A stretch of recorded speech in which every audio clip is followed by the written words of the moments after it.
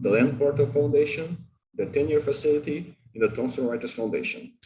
So this initiative promotes the importance of recognizing legal ownership of Indigenous peoples in local communities' land rights as a prerequisite for achieving national and international goals for forest governance, food security, climate mitigation, economic development, and human rights.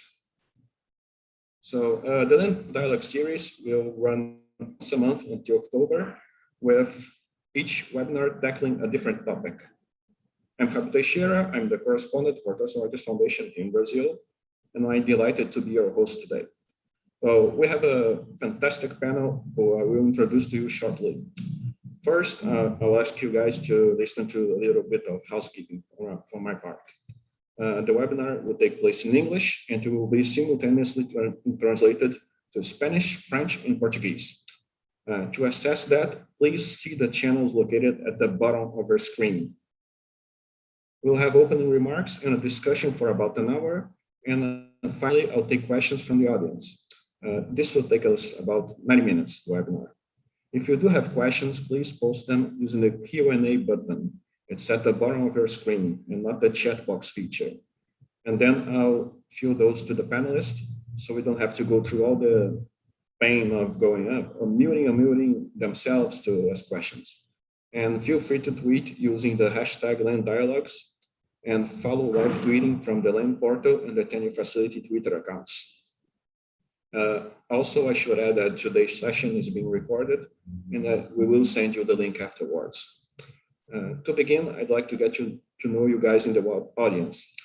And we have almost 400 people signed up, and we know that today's topic is interesting. So let's find a bit more about who is out there and where everyone is from.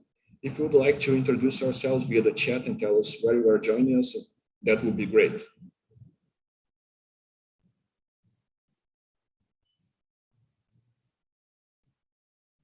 Okay, thanks very much, everyone. So let's now take a moment to introduce our panel and let them speak about their experiences. So first of all, we have Joan Carlin. She's an indigenous activist from the Cordillera, Philippines. She has been working on indigenous issues at the grassroots level to international levels for more than 20 years. Her field of expertise includes human rights, sustainable development, environment, and climate change, as well as the principles and applications of free, prior, and informed consent. She's currently the co-convener of the Indigenous Peoples Major Group for Sustainable Development and works directly with indigenous organizations and networks across the globe. Next, we have Ikau Angelei. Ikau is an environmental activist. She is co-founder and director of Friends of Lake Tkana, a grassroots organization that seeks to foster economic and environmental justice in the Lake Turkana Basin. Ikau completed a master's degree in public policy and political science at Stony Brook University in New York. In 2012, she was awarded the Goldman Environmental Prize for her voicing on behalf of Northern Kenyan indigenous communities about the environmental implications of the Gilby-Gibb Earth Dam. And next we have Athena Ronquillo Ballesteros. Athena is the managing director of Global Climate Strategies for the Climate Leadership Initiative that leverages her deep climate expertise and extensive global network to guide new climate philanthropists to outsized impact. Athena, please, I'll let you guys know that Athena will be joining us for the first hour of this conversation, and we will answer questions via email. We'll share her contact information on the chat box. And finally, we'll have Marcelo Guerra. Marcelo is the president of CONAPIP, the national coordinating body of indigenous peoples in Panama. CONAPIP is working with indigenous authorities and the government to advance the territorial security of the indigenous peoples of Panama. Okay, now let's get into the Q&A. And please, I'll remind you guys that you can ask questions via the box below, but please not the chat box, the Q&A box. And I'll please ask the panelists to keep their answers relatively brief, so you can cover a good amount of ground. So before we start, I'll also invite you guys to take a look at the trailer entitled Panama Tenure Tales.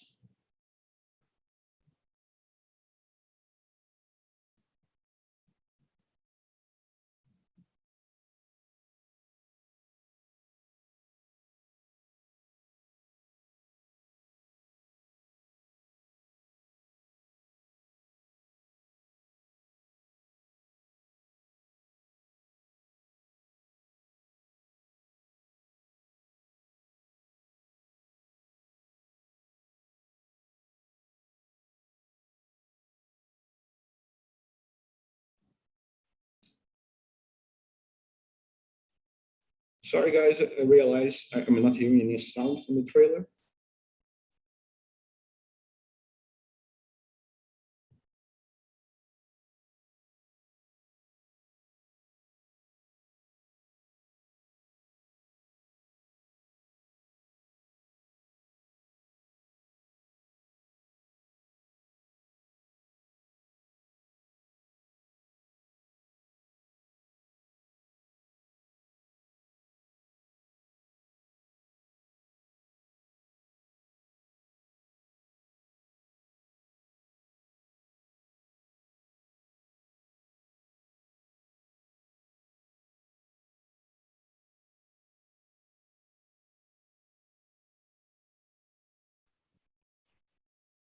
Hi guys, sorry for the lack of sound. We're trying to figure out how to solve it, but so we don't lose any more time, I'd like to start by asking Marcelo a few questions. And Marcelo, can you hear me okay? Sí, le escucho, le escucho, le escucho. ¿Aló? Okay. Le escucho. Okay, thank you very much, Marcelo. ¿Aló? So let's start. Marcelo, what is the renewable energy? And Marcelo, what did you really learn from what is seen in the trailer, and how can things be done differently?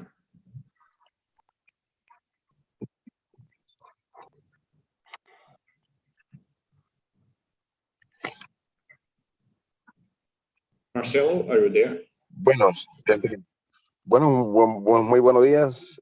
Ante todo, pues, primero sería el aprendizaje que hemos aprendido de una lucha de los pueblos indígenas de Panamá, es un reconocimiento oficial de su territorio. Cada pueblo defendemos nuestro territorio y es una lucha bien larga que hemos tenido y que hasta el momento pues seguiremos luchando, y las áreas que están todavía no están titulados y queremos la seguridad para ello.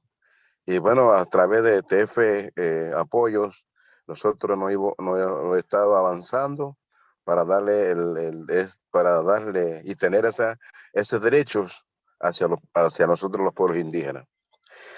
Por otro lado, pues también reconocimiento oficial de nuestra tierra, que es importante porque de ellas vivimos, de ellos comemos, y por eso que, por lo tanto, hemos visto la seguridad y el aprendizaje que hemos tenido en este momento, una lucha bien larga y bien, no ha sido duro para nosotros como pueblos indígenas de Panamá. Sí. Y también, una parte también, en el tercer lugar, sabemos que ha sido una presión, y la presión es también de gobiernos hacia los pueblos indígenas, las invasiones de parte de los colonos también, pero gracias a eso pues nosotros hemos estado desarrollando en ejercicio conjuntamente para poder en la unidad de los pueblos indígenas y tener la seguridad territorial.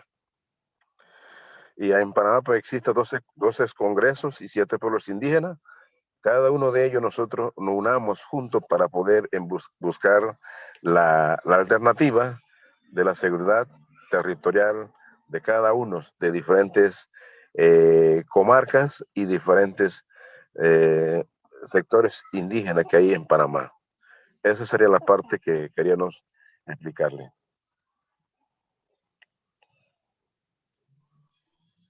Thank you, Marcelo. So could you please explain what is the renewable energy plan for Panama and how it is affecting indigenous peoples?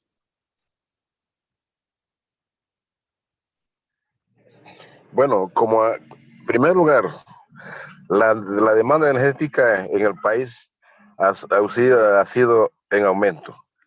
Primero, la generación impulsada por combustibles fósiles y cada uno de ellos hemos visto situaciones que realmente en tres hidroeléctricas que hay, energéticos que hay en Panamá, y algunos recientemente, creo que está también en la comarca Noble, dentro de la frontera, y el otro está en la comarca Nazos.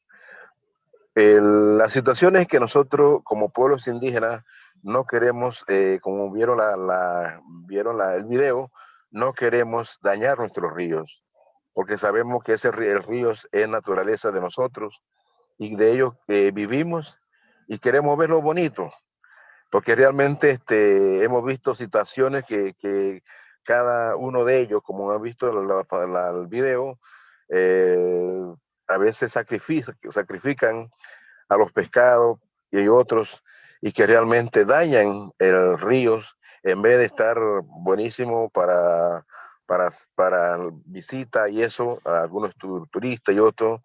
Pero entonces cuando empezamos o se empieza a hacer hidroeléctrica en esa parte, entonces ya dañamos el río. Y por lo tanto, pues hemos visto en Panamá que es una situación bien complicada y que también en el pleno o en la misma comunidad y no le dan esa oportunidad y tampoco, sino siempre se llevan a la energía para otros países y nosotros quedamos, el tiempo queda afectado a nivel de nosotros.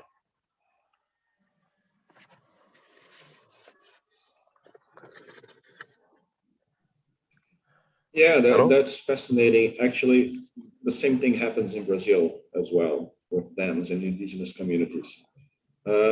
So, finally, Marcelo, what do you think needs to happen at a Sí, national level? Sorry? bueno, sí, lo que ocurre, ¿qué tendrá que ocurrir en Panamá? La lucha es grande a nivel de los pueblos indígenas, como el caso de Bayano, que está dentro también, creo que una demanda. Y ocurre que a veces ya se pierden las luchas, se pierden el interés de realmente la entidad, y principalmente la cultura también en el pleno. Entonces van pasando y eso es lamentoso porque realmente los pueblos indígenas, nosotros no queremos que eso puede pasar y que eso puede carecer poco tiempo, las pérdidas de los peces y la pérdida de otros, y por lo tanto hemos pedido al gobierno y principalmente los pueblos indígenas también, hemos visto que también en Panamá el tema de la que no se ha hecho es la ratificación del Convenio 19 y Panamá no lo tenemos. Y así, bueno, y el gobierno no quieren darle ese derecho para nosotros, para como entonces, por lo tanto, puede ocurrir que esto puede ser hasta una demanda a nivel de esa parte de los pueblos indígenas. Para nada podemos hacer eso.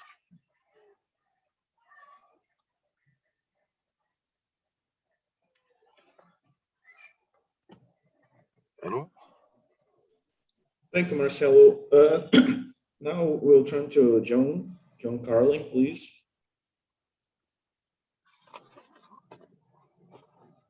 So, John, can you tell us a little about the implications of renewable energy development to land and resource rights of indigenous peoples in terms of challenges and opportunities, considering that this is critical in combating climate change and achieving sustainable development for everyone? Yeah, thanks, Fabio. The implications of renewable energy to land tenure of indigenous peoples is profound, especially as it poses a serious threat to the exercise and protection of our rights over lands and our resources. As you have seen in the case of Panama, as presented by Marcelo, their riverine system, which is their resource, is under threat for destruction by hydro dams, which is part of the renewable energy. And we also see these cases of land grabbing happening in Mexico in the case of windmill farms, also in the windmill farms in Norway and in Kenya. So land grabbing is now becoming a common problem, a common challenge because of the imposition of renewable energy in indigenous territories. But I must say that we are supporting the just transition from fossil fuel to renewable energy. It's not that we are opposing renewable energy per se. The problem is that if it's being implemented under business as usual instead of being being a transformational shift in a way that it respects the rights of communities that are hosting this renewable energy. And if we talk about indigenous peoples, this means that there should be the transformation that we want to see from the just transition, if we are to make it as under a human rights-based approach, is to ensure the protection of our rights to our lands, territories, and resources, our right to manage also our resources, including the respect for our self-governance systems, and also to ensure that our sustainable livelihoods are protected. So these are imperative if we are to shift from fossil fuel to renewable energy. And once we do that shift, then indigenous peoples are enabled to better manage our resources and also provides more support to sustainable livelihoods and also the empowerment of women in harnessing our resources to benefit communities. Thank you, John. Another question for you. Could you tell us a little bit about your initiative, the Right Energy Partnership, and how it can be a model for human rights-based approach for advancing energy transition? What are the goals of this partnership? Yes, so the reason behind why we set up or initiated the Right Energy Partnership is precisely to address the problems, the inherent problems in the way renewable energy is being implemented that is leading to the violation of our collective and individual rights as indigenous peoples. And it is also exacerbating inequality and marginalization of indigenous peoples. So the Right Energy Partnership is an indigenous-led partnership that is based on a human rights-based approach to renewable energy and also upholds social equity and empowerment of women as well as indigenous communities. So the goals are, one, to ensure that energy development in indigenous territories fully respects and fully aligned to the respect and protection of human rights. And second is to provide access to renewable energy to indigenous communities, which are hosting a lot of renewable energy, but are not getting the energy. As Marcelo has mentioned, we're not even the beneficiaries of this energy. So what we want now is that there will be community-based renewable energy that is driven by communities to serve their self-determined development, including sustainable ways of resource management, and that it also allows the meaningful participation of women and empowerment of women in this endeavor. I must, perhaps I want to mention here that in the negotiations on renewable energy or clean energy for all, what was, there's a lot of commitment, for example, on efficient cooking fuel, because they said that would liberate women from this kind of work. And I raised, yeah, that's true, that we should address cooking, making cooking efficient, but at the same time, we should also not tie down women to cooking, because cooking should be a responsibility for men and women. And that's precisely the problem, that if we continue to domesticate women for cooking, then we are not also addressing the issue of shared responsibility and gender equity.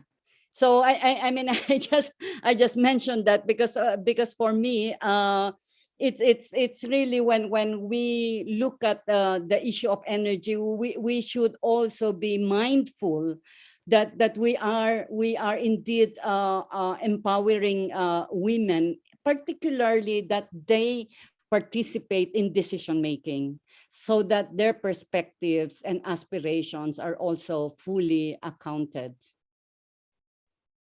Thanks, John. That's fascinating. So as COP26 is approaching and leaders across the world are taking decisions to implement the Paris Agreement, what are the messages to them in relation to land tenure and energy transition for Indigenous peoples? I think it's important to hammer that we cannot effectively address climate change without the protection of land tenure of Indigenous peoples. And we cannot continue to be talking about false solutions to climate change. For example, carbon trading under nature-based solutions, when we are not providing the enabling environment for Indigenous peoples to continue to contribute in protecting our planet, protecting biodiversity, and that is underpinned by the need to ensure protection of the rights of Indigenous peoples to lands, territories, and resources, and that Indigenous peoples should be regarded as actors, rights holders, and partners in finding solutions or advancing solutions to climate change, and that we should not be regarded as enemies. And that is really the narrative that we want to change, that we as actors and as rights holders be part of the decisions, but also be in the driving seat with the protection of our rights, especially our rights to our lands, territories, and resources, and our well-being and our dignity. Thanks very much, John. So, Athena, Fabio, can I weigh in on the COP question? Sure. Goes to The floor is John. all yours. Just like with John and I think a few others, some of us have been following this process from both the inside and the outside. Well, first of all, thank you everybody, and good morning from my side of the world. I think just on the COP question, this is probably one of the few opportunities where I know, and it will be announced publicly, but I think some of you are aware that there's a very big effort on the part of Indigenous peoples coalitions from all over the world, led by many of the leaders who are on this call, with philanthropy and a few champion governments, as we call them, to make sure that there is, as nature-based solutions, as climate finance, as energy transition commitments are announced, that there's also a big package of work that is really centered on the role of Indigenous peoples and communities to protect their land and territories while meeting sustainable development and climate goals. And I think this is what used to be an impossible vision may be happening at this COP, but it will require this group's collective work and push to make sure that whatever resources or attention or technical support and capacity and other kinds of data and research commitments are presented at the COP, that centers equity and justice amongst all things, and that Indigenous communities and vulnerable communities from the most vulnerable countries in the world participate and have a voice and space in those announcements. So I just want to flag that as a major opportunity. I also want to respond to, I don't know if the other panelists are seeing the questions. There was a question around interactions between Indigenous peoples and businesses when considering ESG and corporate social responsibility. I want to tell you that obviously there's a tension there. Not all companies who embrace corporate social responsibility and ESG necessarily are going to align with our vision of awarding tenurial rights to Indigenous communities in the longer term, because that really conflicts with the business model. But the example I want to flag to you would be the smaller businesses and the social enterprises I have worked with in the past. And these are sort of smaller joint ventures. And I have seen how social enterprises who really care about Sustainable Development Goals number 7, delivering energy access, have played a major role in ensuring that energy services to the poorest and most vulnerable communities are put front and center of the business model, right? So it's a very different kind of business model. And they get their resources from either venture philanthropy, where I came from, or they get it from impact investors. So there's a slice of the private sector that can actually be partners of Indigenous communities and in Indigenous territories in this conversation. And I just want to highlight that. And perhaps in future conversations, we could put communities together with this mission-oriented social enterprises, because their business model is really meant to benefit communities, particularly women and children in highly vulnerable areas of the world. And it's a very different business model from some of the companies that Johan is alluding to. Thanks, Athena. Let's keep going with you then. If I could ask you a question about the lessons we can learn from other communities that have participated in renewable energy planning, and what other Indigenous peoples can draw from those experiences. Yeah, so I think I have 3 or 4 quick lessons that I've learned as a practitioner on renewable energy, on climate and finance. And this is obviously speaking from personal experience, not necessarily from my new purchase, part of the Climate Leadership Initiative. Although I must point out that there's a huge role for philanthropy in this space, as we are doing now, trying to raise money for the tenure facility and all the other Indigenous peoples and local community-led solutions. So I think one, which is the subject of your series of webinars, I think ownership of land and getting tenurial rights, and league communities owning the land and resources where renewable energy projects are sited need to be front and center of designing any renewable energy project. I can tell you that that's not automatically the default for project developers. So there's a lot of resistance from communities because they don't get consulted from the beginning. But the successful ones that I've seen, particularly for micro hydro projects in Indonesia, in Vietnam, and a lot of decentralized community-based solar projects in India, again, in partnership with social enterprises, have land ownership as a primary sort of recipe for success, right? And the project developers and the small businesses who come and partner with communities take that into account. And so the second lesson learned as a result of that model is that there's equitable benefit sharing, which I think Marcelo and Joan alluded to earlier. You have to design renewable energy projects with community ownership in mind, and therefore equitable benefit sharing, so that you are not just generating power to benefit nearby communities and not benefiting the community that's hosting the project. I think the third piece that I've learned is what we're calling demand side management, where you are trying to design renewable energy projects based on actual demand from the community that's hosting it. This sounds very simple, but we've seen, particularly in large scale hydro and traditional fossil fuel projects that earlier speakers have alluded to, that they developed the project from very outdated GDP-based energy policy and planning models.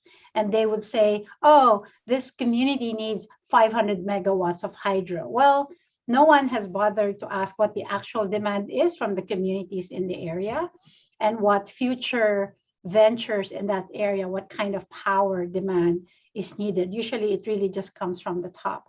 And the ones that are designed, I think one of my favorite examples is actually in the Cordilleras, led by a group called Sibat, where a series of micro hydro projects, very small, 5 kilowatt projects, benefiting 25 households, and there's a series of them, is so successful because the system is designed to meet the community demand, right? So it's not top down. And then finally, I think what I would say as another lesson learned is that indigenous communities and social enterprises working together have to build an ecosystem. I call it the surround sound of stakeholders and partners who will make the projects successful. And I think the 2 or 3 partners that you really have to keep in mind, one is obviously you have to have your energy regulators or your champions in the utilities to allow you to build the kind of projects that you want to build. To take the Panama example, they have a very strong voice and they can influence energy policy and planning officials and regulators to make sure that the projects are designed and given incentives based on what indigenous communities are demanding, not based on what the corporate interests are demanding them to do. And again, that's very difficult, but it only comes with, collective action from different responsibilities. The other 2 stakeholders important as part of your building that ecosystem would be the local businesses and the entrepreneurs who are mission oriented, because indigenous communities know how to manage and protect their land, but they haven't been exposed to some of the technologies that will ultimately benefit their people, right? So you have to partner with the right people who have done their best to diligence the technologies and the process of building the systems with ownership in mind. And finally, you have to work with a set of mission-related investors because the projects will not have any form of sustainability and longevity if you don't partner with mission-related financiers and investors. Thanks, John. I think you already talked a little bit about this, but could you expand a little bit on what national and international partners can do to support the role of indigenous people in curating and implementing renewable energy projects? Yeah, I mean, I alluded to this earlier, but I would highlight 2 or 3 really important partnerships. I mean, one, a few of you have already mentioned Sustainable Energy for All as an intergovernmental body. In order for indigenous communities to really be heard loudly and more powerfully, you need to own some of those energy compacts, right? And Joan, you know what I'm talking about. It's like we have to lead by example, because if we don't push the kind of business models that we want to see for our communities, it's not going to happen. So you need to make sure that you are partnering with the right champions from intergovernmental bodies, whether it's IRENA, the International Renewable Energy Network, that has a very bespoke program for indigenous and vulnerable communities, by the way. The Sustainable Energy for All, which are now developing energy compacts with different stakeholders. And obviously your own government champions. We don't always have government champions in many parts of the world, but in many places we do have some friends in government, friends in regulatory agencies. That's one. I actually think we in philanthropy have a role to play. Again, Ford Foundation is a big supporter of all your work.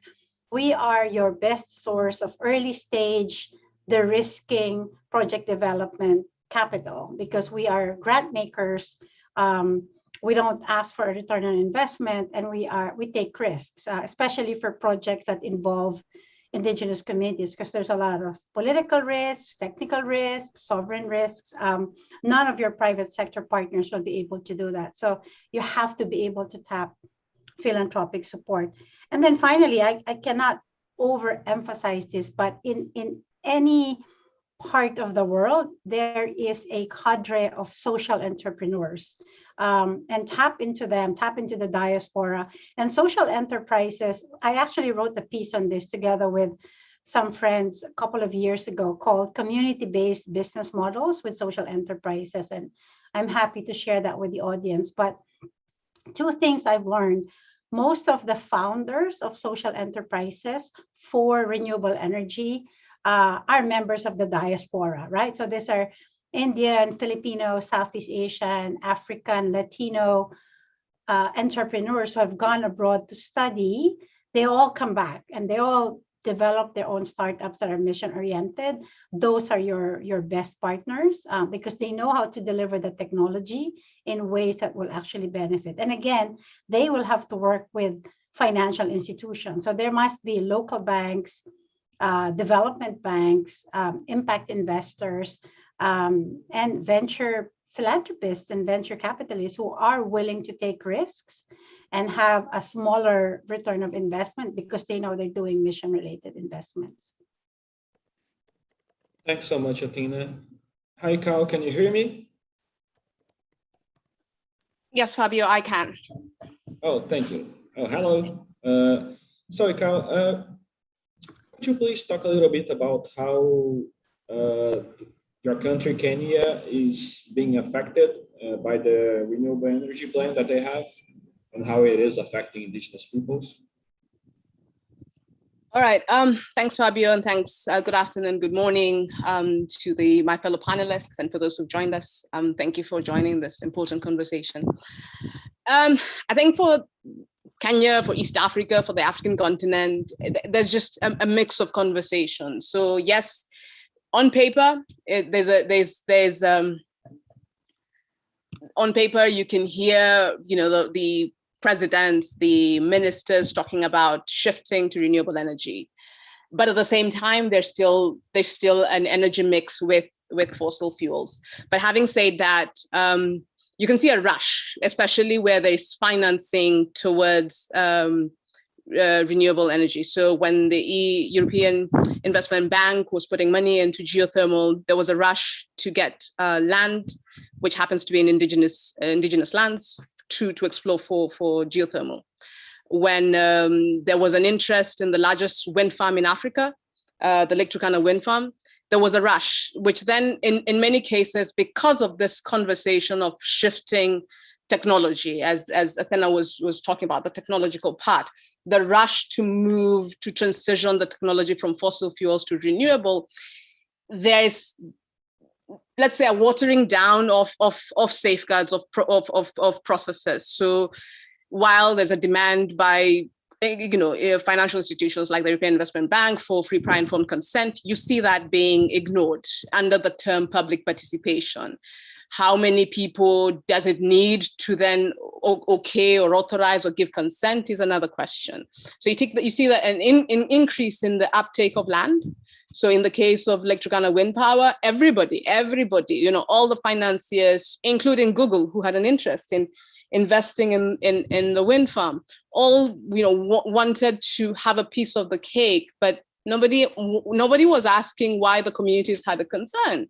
In 2012, 2013, then when the conversation began, in 2015, the local community in Sarima, where the wind farm is based, went to court.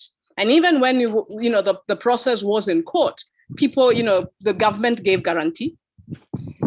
Financial institutions, including the Dutch embassy, who was supporting some of the SOMO funds, was actually supporting this process, all because there was a big global discussion around transitioning to green energy.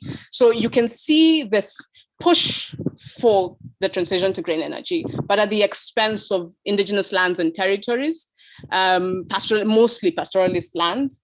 And I think that itself is a case for concern. As of yesterday, I was seeing, some comments about the Sami land and Norway, the court in Norway making a judgment that the land was acquired illegally. And the Sami people saying now they want all the projects discontinued. In Kenya, The same happened. The courts actually indicated that the land was acquired illegally. However, goes back and says, we would like the land regularized, yet it is an illegal allocation of land. So you find institutions, institutions are actually, bending over backwards to legalize illegalities related to land just because it is renewable energy or what they say is a public good. Okay, thank you, Carl. So could you please talk a little bit about the opportunities for Indigenous people to be included in the Sustainable Development Goals when it comes to energy transition? How do land write figures into that? So, I mean, having participated in the tenure facility and the conversation around securing tenure for Indigenous people, it is a very critical, we have got to look at this, the link between securing tenure. But then in the cases like in most African countries and in most global South, there's this narrative that the land is yours, even if you have title, it doesn't necessarily secure you from dispossession by the state. And that for me is a very critical discussion that we need to delve into. One is, if we're going to secure tenure for communities, we've got to then say, so when they have the secure tenure, what happens next? And that's and the use of capital, the use of corporations and the state to fragment the collective use of that land, the collective ownership of that land is visible. So we've got to expand the conversation beyond just secure of tenure to then saying what is the sustainability of the secure of tenure, especially with the increased capital in specific geographies where we can say is resource frontiers. And if you look at the energy, SDG on access to energy, listening to Tkana, we've got to also then expand it. Yes, technologically in Indigenous lands, but then who owns this technology? And I think it's really important for us to then either decide, are we going to use natural capital as part of the ownership of this energy developments on our lands? Because listening to the Panama situation, even here whether it is hydroelectric power, whether it is the wind farm, it is the generation is done on Indigenous and local communities, lands and territories, but it is transmitted to a central grid. So there's no decentralized systems at the moment. So it's centralized grid. And then after that, you're then the last people to be decided based on the economic numbers, the GDP numbers that are used, the GDP numbers that are used to say, okay, is this a high economic zone? Most Indigenous lands globally are not seen as high economic zones, but only for extraction, not for production. And so we've then, so that for me is one of the challenges, that we can generate the power, we can give consent, but then what next? Do we own this power? What percentage of this power do we own? And because we really are not at the center of the conversation, we are then thrown at corporate social responsibility, a school, a toilet, a water point, which in fact should be state provided. So then now the companies come in and give us that, and then we see that is the process. And I think it is very critical in these conversations to then separate the two between corporate social responsibility, but what is really owned, because the resources, the land, the resources, water, all this is actually resources that are productive for these communities. And the fact that they're being taken up or being enclosed by the development of energy does not make the energy is not more superior to the production of by the Indigenous people using these resources. So I think it is, there's an opportunity now as the conversation of energy transition happens, access to energy happens. We've then got to say, who's developing the energy? What stake do the local communities, Indigenous people have in the production of this energy, whether it is through land as natural capital or otherwise? But then, and it's not only at that point, but they are there throughout the entire process, ensuring that they actually are able to afford. Because it's one thing, one of the biggest discussions around SDGs is that we're talking about, how many people are connected to the grid, but how many people are able to sustainably afford to pay for the energy that is produced and they can access. Yeah, thanks, Tikal. So, what is your organization, the Friends of Lake Turkana, doing in this regard? How it is working in the region? So we work at various levels. So at the grassroots level, energy justice linked to land and environmental rights, territorial rights is a very critical part of our work. Working in partnership with Joanne and the Right Energy Partnership is allowing us to not only look at the grassroots position, but then expanding it. So at the national level, what is the interest of the government in terms of energy development? Where are they doing this? But I think for a long time, not only Indigenous people, civil society looked at these issues in silos. So based either on our particular geographies where we are working, countries and I think through the Right Energy Partnership we've started to expand that conversation, looking at some of the questions. Lithium generation in South America, the same lithium, cobalt, nickel, aluminium, copper is being generated within the African continent. So as much as we are talking about this, it's trying to link the voices to look at what is the political economy around analysis of energy generation, distribution, who is actually pushing this agenda, and the local communities who own the lands and territories, where are they in this conversation? But also looking at it not only from wind and others, but also looking at the cost, because there's a cost of land, there's a cost of livelihood, there's a cost of water, there's a cost of displacement because of the renewable energy transition. And we've got to start asking ourselves, who's bearing the cost? While globally we will talk about what has happened, what would happen, reduction in greenhouse gas emissions, yes. But then what is happening to local communities who tend not to be on the table and whose impact is minimized for the bigger conversations that are going to be happening at the COP26. So it's really critical for us to, so that's what we are doing. We're trying to amplify the voices, trying to link with existing work, but also trying to create conversations between the Eastern, West Africa, South Africa, and the larger global South. Thanks so much, Ikal. So, and thank you to all the other panelists. So now, before we go to the questions and answers from the audience, I think we managed to figure out what was wrong with the trailer. So we'll try to show it now again for you guys, please.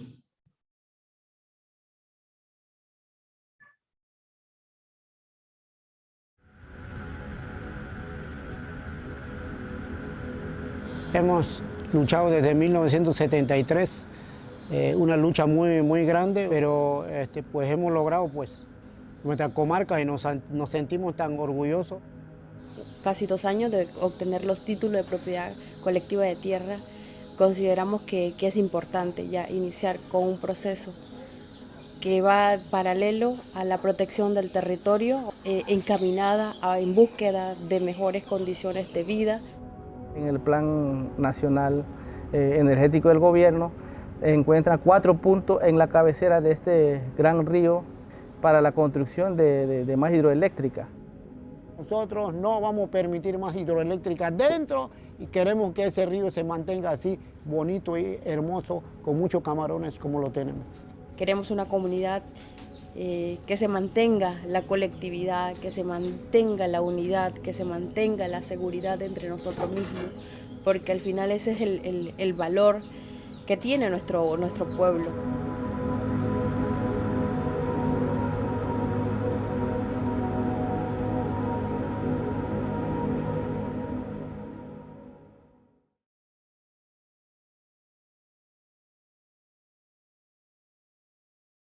Thank you. Second time is the charm. So, hi, John, do you want to speak? You're muted. I was just raising my hand to respond to some of the questions. Sure. Just that I'm ready to respond to some of the questions in the chat. Yeah, actually, the first questions to you, I'll just say it out loud for you, for the other people to hear.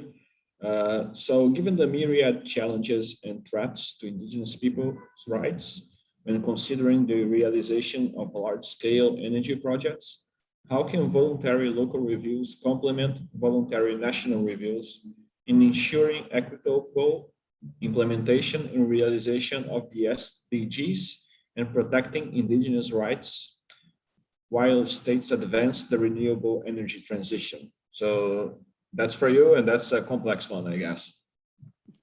Yeah, it actually deals with the SDG processes, but I've responded to that, but basically saying that local voluntary reviews reflect the realities on the ground, and that should complement the voluntary national reviews.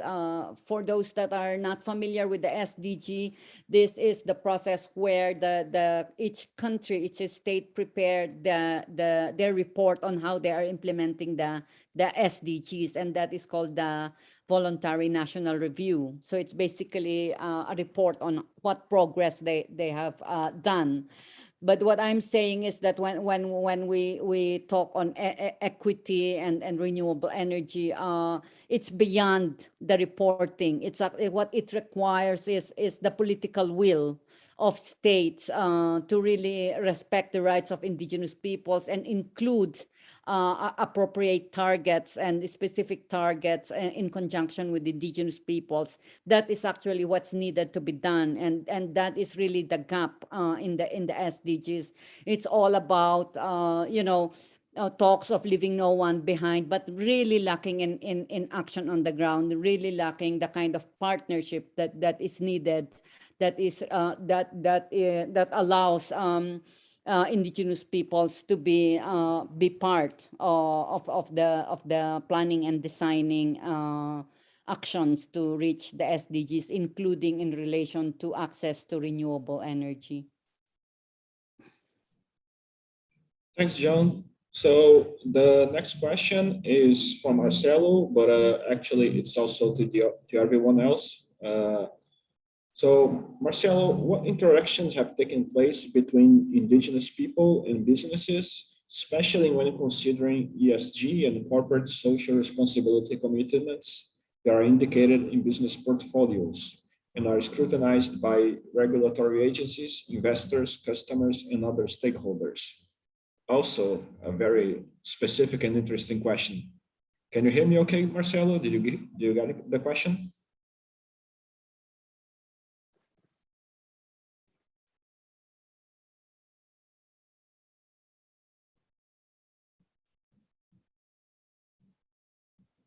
Marcelo, can you hear me? Hello?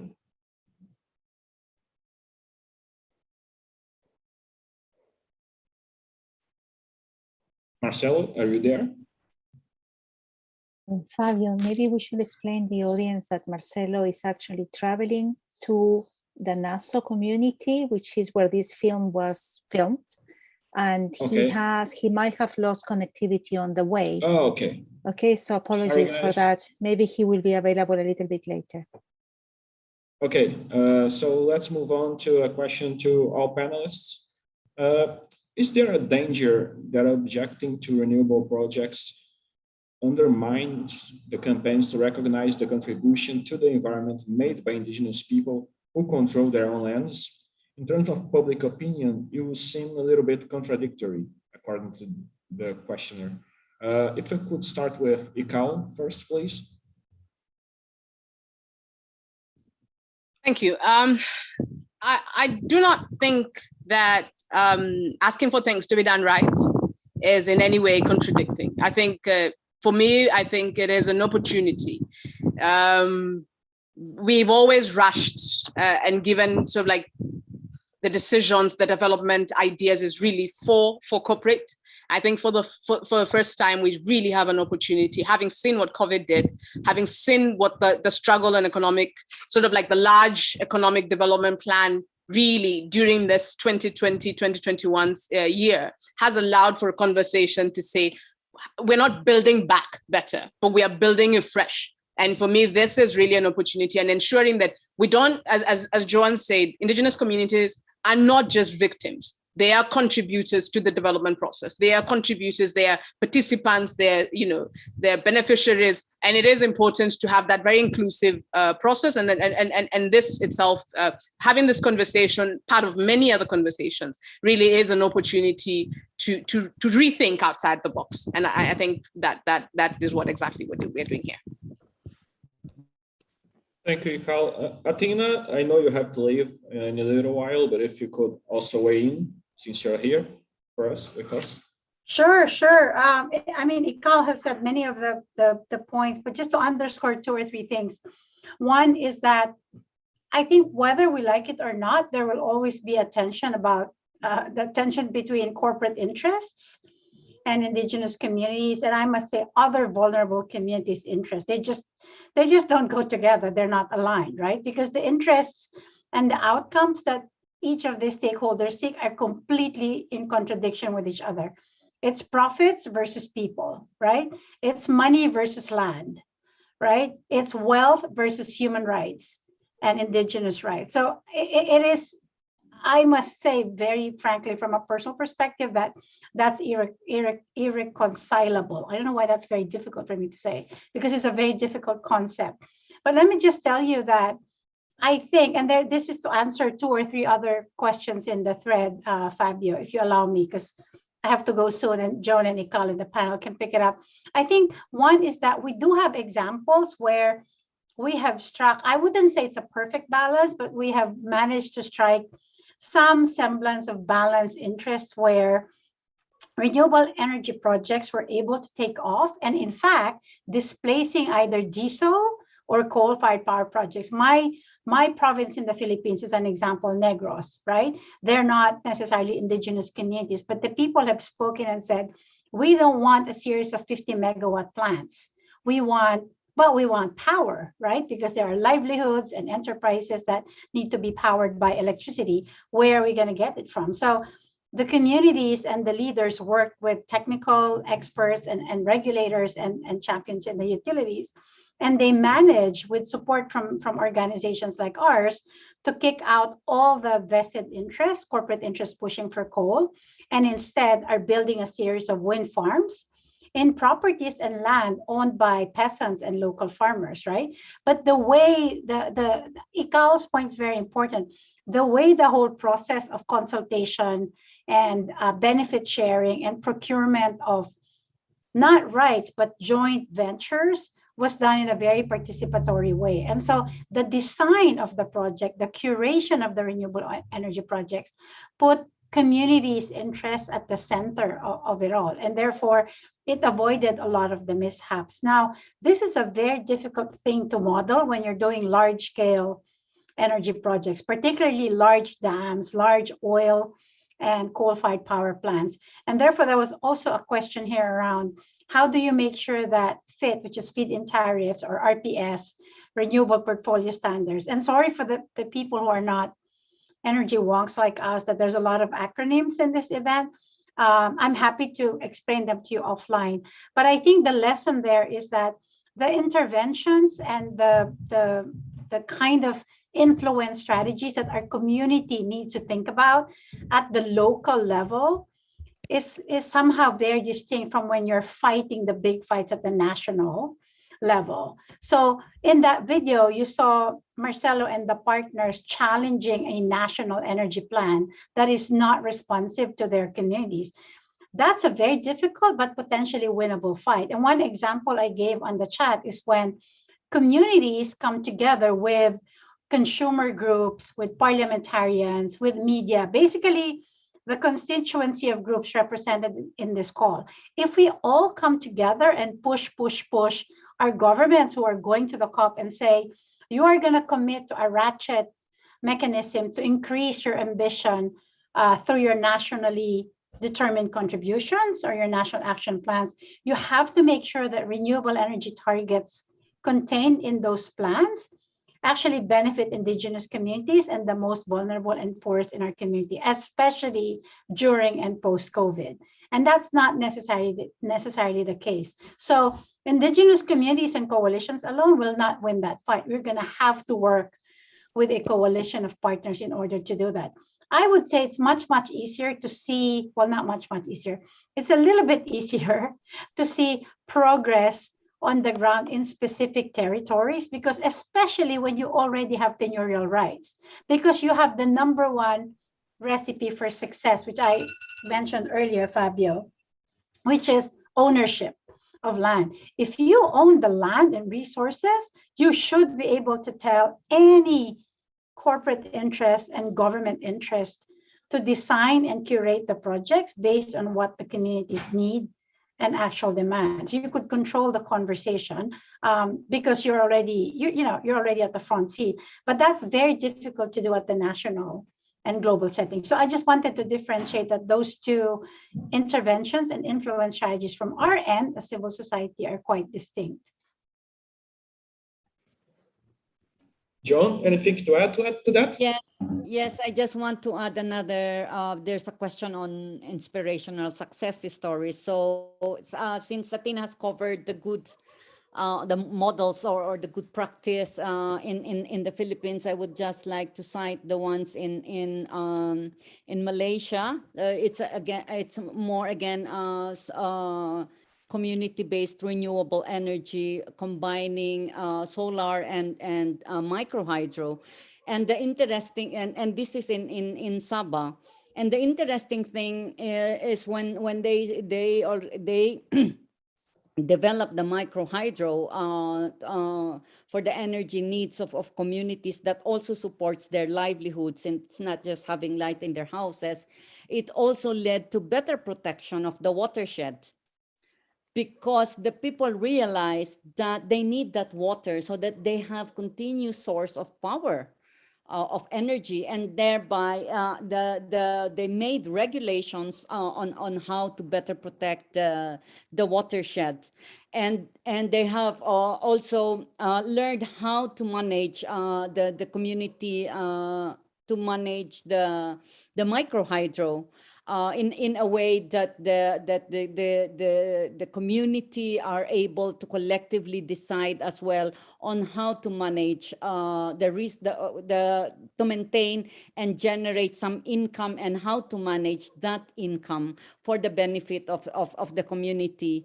And that kind of development is now being implemented all over in Malaysia, and now they are helping communities in Indonesia to build their micro hydro, transfer the knowledge. So in the language of other people, they call this the South exchange, that we are learning from each other, the indigenous knowledge. And by the way, they make micro hydro from renewable recycled materials, aluminum. So they produce, it's tailor fit. So they tailor the kind of micro hydro to what the community needs. So this has been now replicated in Sabah. And as Tkana has mentioned, there's actually an association of small renewable energy, community-based renewable energy in Southeast Asia, and they're facilitating, exchange and lessons learned and skills, and that is really driving a lot of community-based renewable energy, because that is what fits community, as Tkana has mentioned. It fits what they need, and so the solution is not necessarily big. And that's what we're saying. We don't have to go big. The solutions can be small, and that is more manageable, and it's more sustainable than, so we need to, as Ikal said, be out of the box, right? And really think what is the interest of communities, and how do they want to proceed with addressing their needs, including on the issue of renewable energy.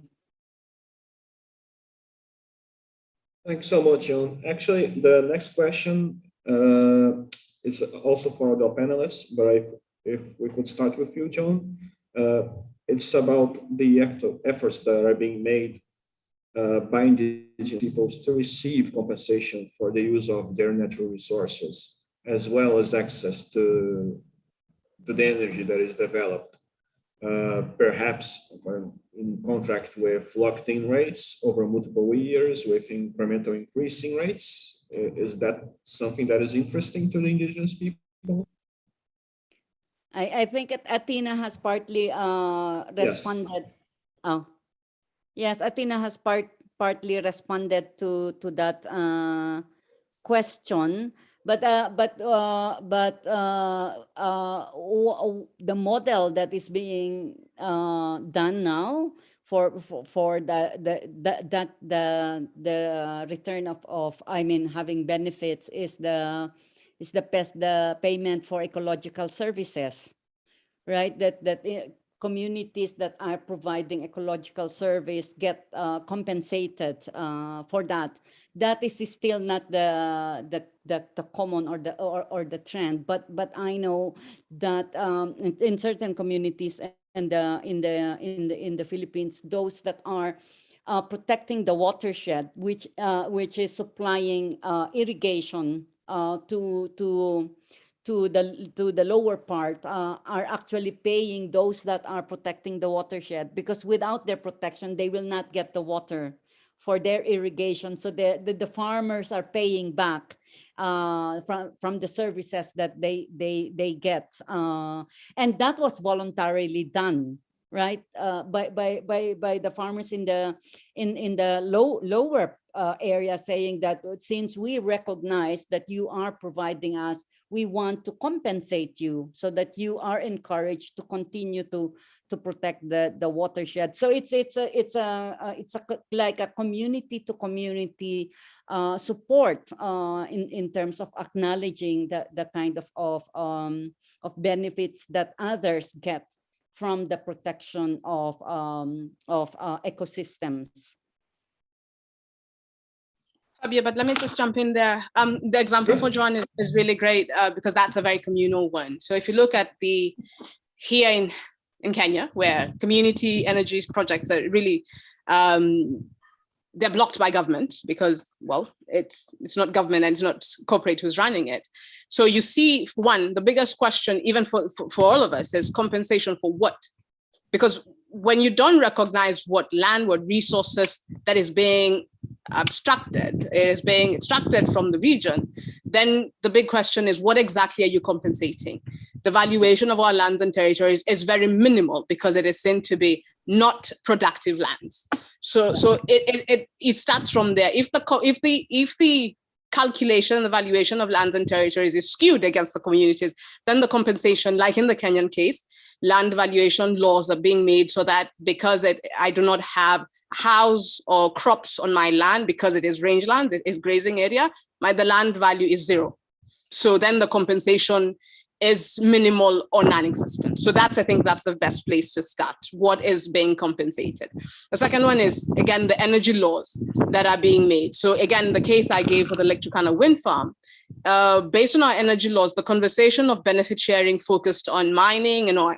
But then green energy, it is within the laws that it comes in through the green climate funds, green bonds, etc. All this, in my opinion, illicit financial flows that are calculated in the Silicon Valley, and our governments are given peanuts, which they take because they think it's free money.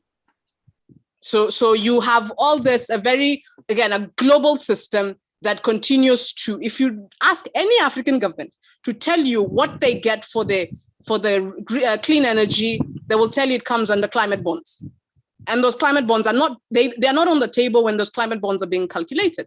So the companies that are doing this are sitting in the Silicon Valley.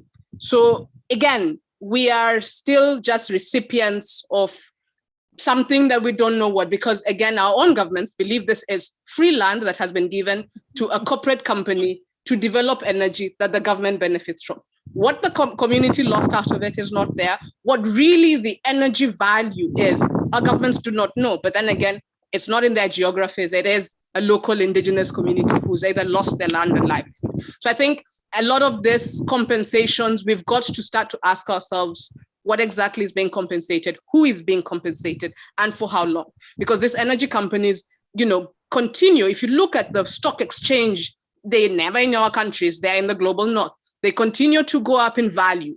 And then our value, our compensation is based on the land value as of today. And for the next 100 years, 5 generations from today, we will be compensating at the same amount, yet the value of those companies continues to go up. So when we think about compensation, we've got to ask ourselves, what exactly is being compensated and how is that calculation done?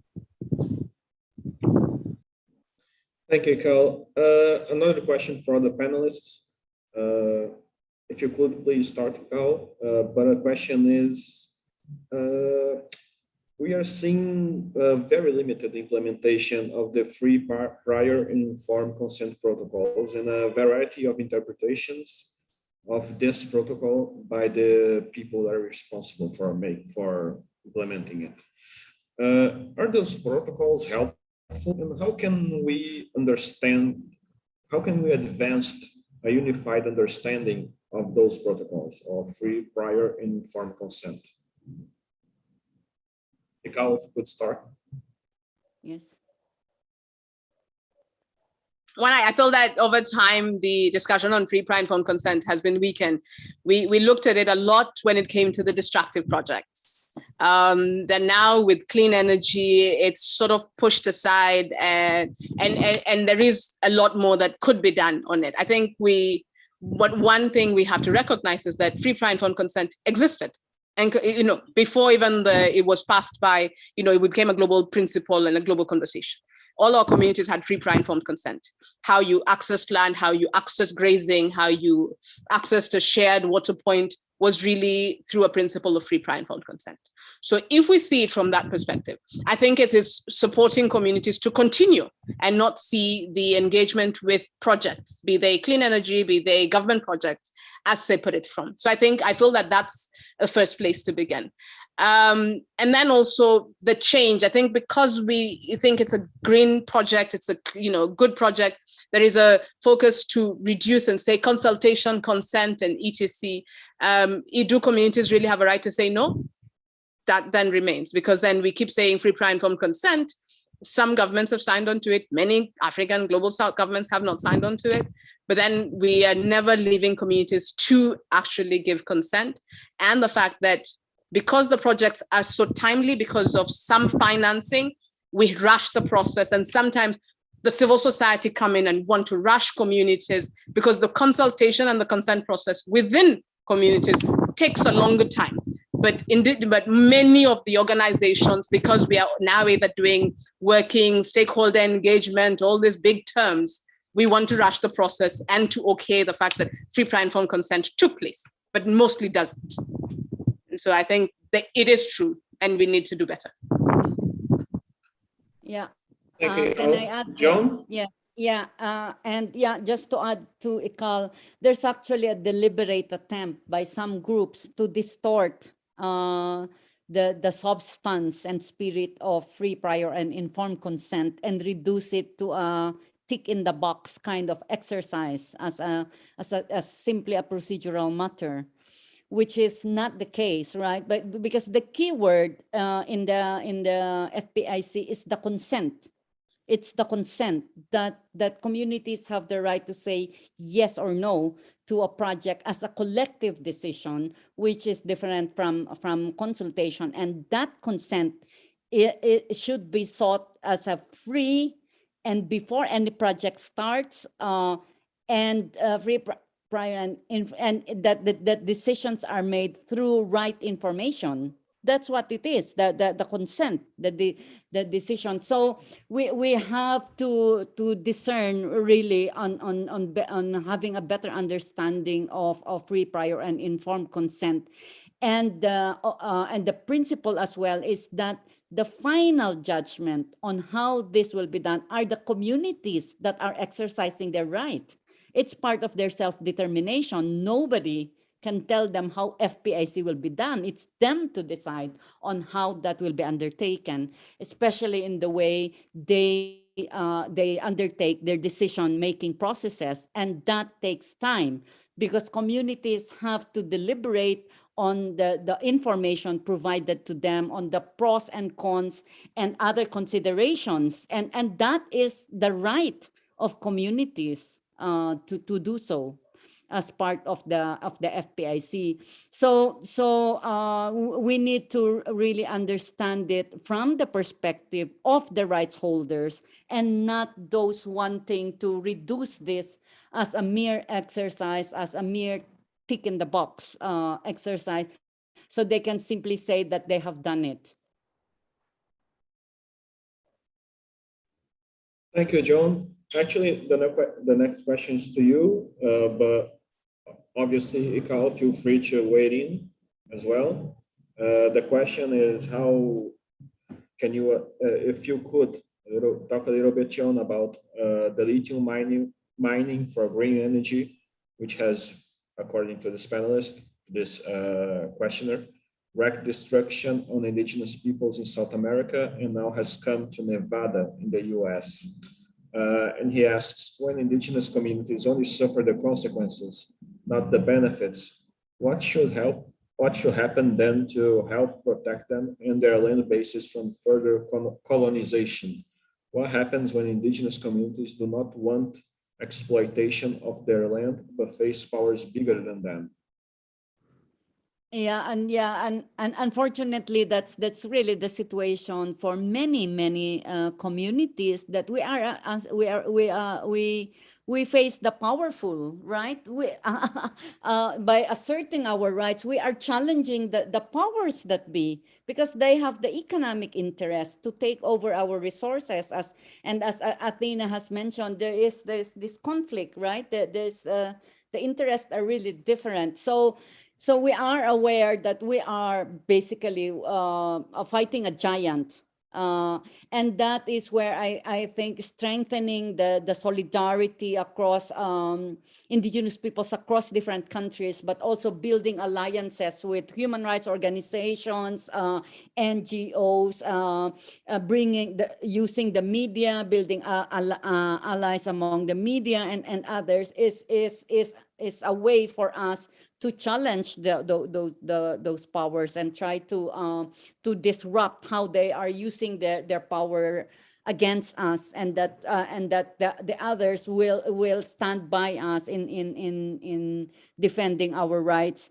And by defending our rights to our lands, territories, and resources, we are actually also contributing to the sustainable use of resources for the common good. We are preventing the control of corporations over these territories. So there are common interests with other groups that we can unite in relation to protecting the lands and resources of indigenous peoples. And I think that's really the power that we have, no? The numbers and the cooperation and the solidarity that we build is the power that we have against those powerful people with vested interest over our resources.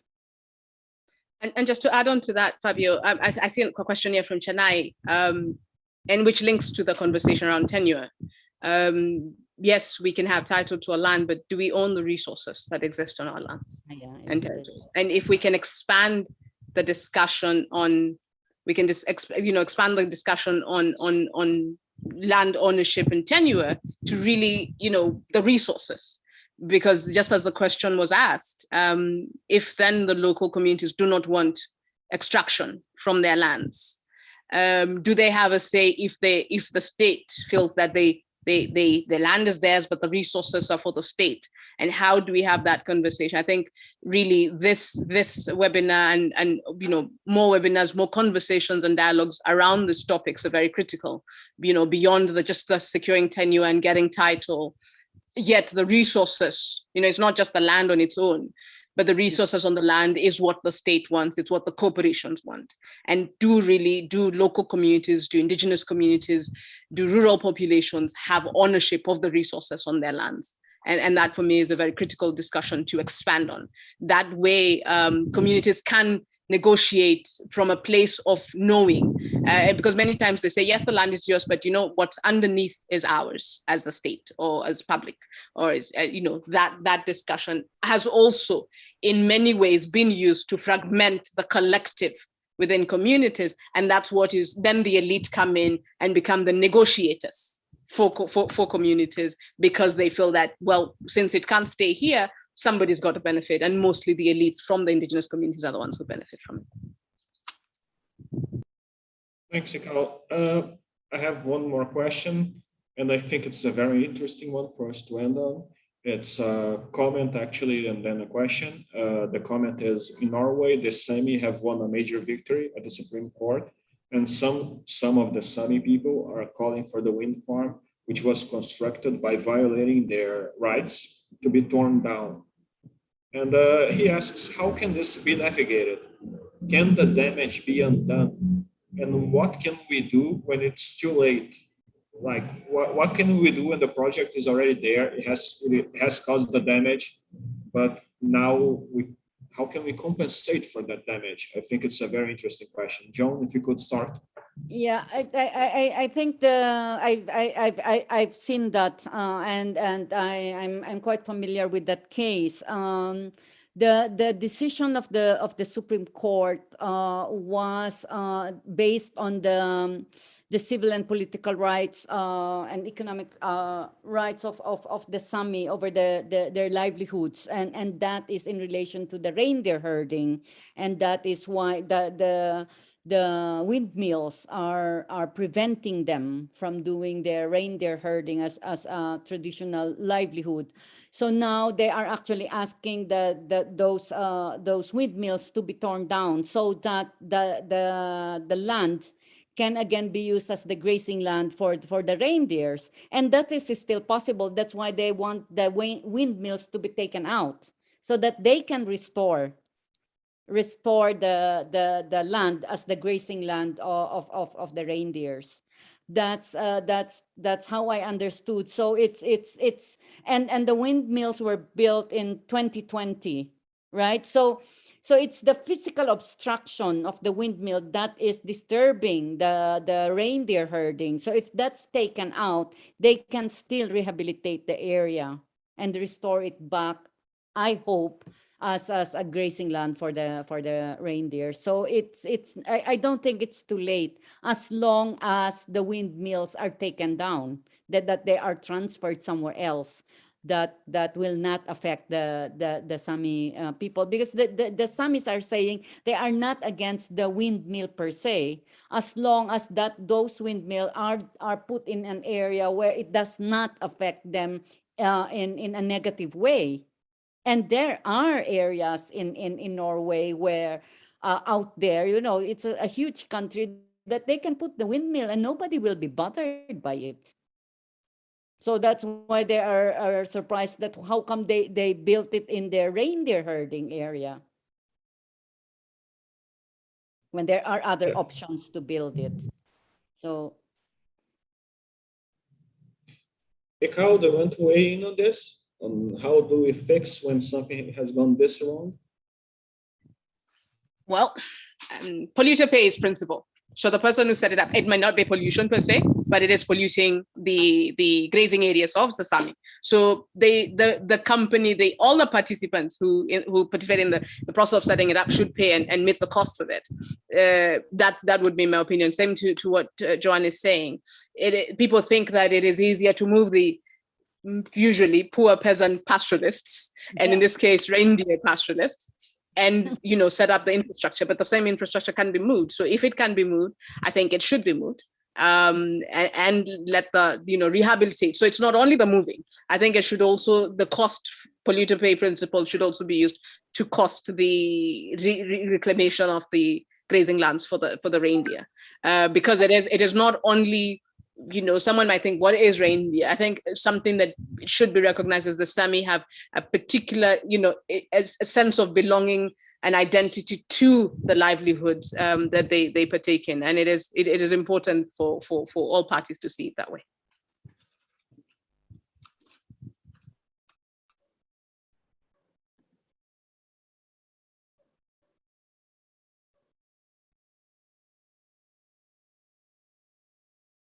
Fabio, I think you're on mute. So sorry, and thank you, Ikao, for noticing. So I was thanking everyone for the questions, and I'm sorry we didn't have the time to address all of them. Now we are moving to concluding thoughts. If you could, John, talk a little bit, have your final thoughts on this webinar and your final thoughts on this issue.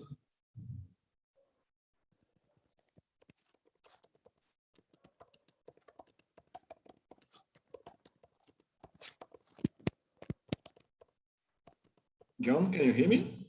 John, can you? Oh, sorry. I did not know that I was off. Yeah. Sorry. No worries. Did you hear me, or do you want me to repeat? It's Yeah. basically. Can you please? Yeah. Yeah. I wasn't Oh, able sorry. to catch Oh, that no question. problem.